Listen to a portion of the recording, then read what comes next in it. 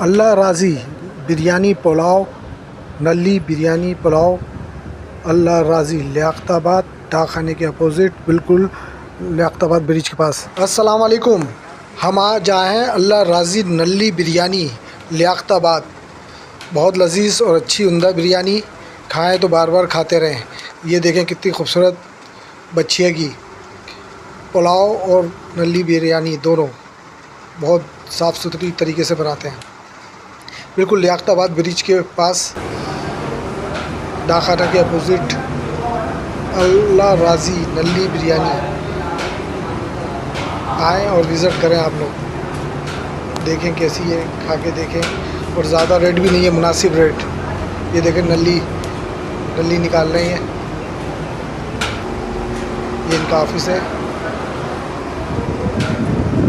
हमने भी मंगवाई बिरयानी और अब हम भी खाएंगे बिरयानी। आपको दिखाते हैं बिरयानी कैसी है। ये देखें बिरयानी कितनी ज़बरदस्त, साफ़ सुथरे चावल, बड़े बड़े चावल।